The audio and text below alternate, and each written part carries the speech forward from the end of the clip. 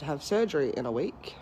Currently 7 a.m. and it's freezing cold in Melbourne, but I've come out here so I can film an update because it's the only spare 2 seconds I've had to myself in quite a while. Life's been chaos. And life's always chaos, but this update's about me. Miss Everly is waking up and chatting to herself. As most of you know, I have PCOS, adenomyosis, fibroids, PMDD, ADHD, HS, and a bunch of other chronic illness things going on. And in the last 4 to 6 weeks, they've gotten significantly worse. I have been in so much pain again and having so many symptoms. I'm having so many HS flares. I'm losing so much blood unnecessarily. I am needing heat packs and medication, pain relief again, which I haven't needed since January. 3 weeks ago, I ended up in the urgent care locally to us, and when they said there wasn't much they could do, I'd have to go to ED if it got worse. I came home, and the next day I ended up in ED.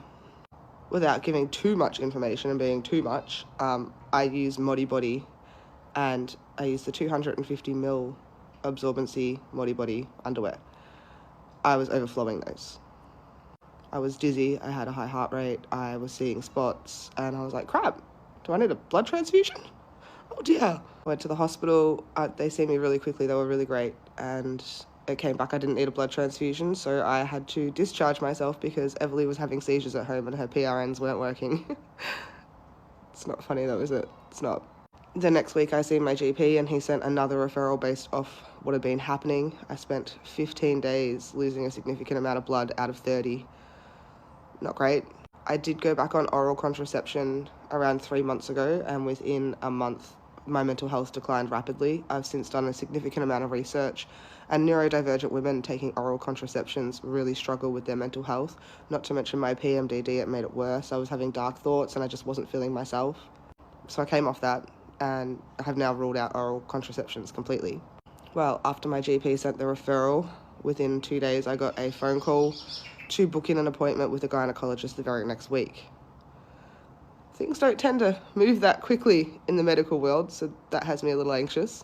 I had a phone appointment with the gynecologist and she said that I was a category 1 and needed immediate surgery. For context, Everly's never even been a category 1 for surgery.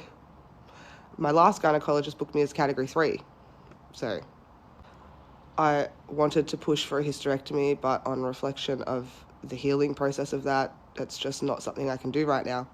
I don't have 6 to 8 weeks of 24/7 care to not have to lift Everly or do manual labour or be busy, so it's going to have to wait.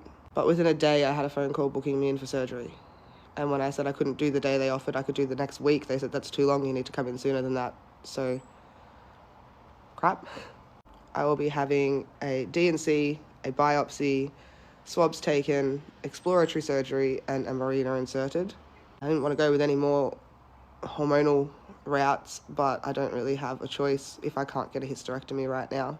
To be honest, I'm a little bit nervous about what exploratory surgery could find, especially with the amount of pain that I've been in the last week or so. Stress and fatigue are two of the biggest triggers for chronic illness, and in the last 6 weeks that's come in spades for me, between Everly's surgery and a nappy rash and the other girls and NDIS reviews and starving and trying to hire people and doing shadow shifts, and it's just been a lot heavier than usual. Thank you so much for all of your beautiful and kind comments. I really appreciate you guys, honestly. I share the good, the bad, and the ugly of our reality, and this is the ugly. This is when the care is so burnt out that they go downhill. And I'm sure too many of you can relate. So I guess we will see what next week brings. I'm just trying to move slow and just do bits and pieces around the house and try not to do anything that is mentally too exhausting. But I mean, we know that's not really a reality, is it? I also have dermatology on Friday and they want to book in my surgery for my underarms for my HS as well, which that's a 2-week recovery, and even that has been impossible to manage, so I don't even know how I'm going to manage a hysterectomy with 6 to 8 weeks recovery. I will just take it one crisis at a time.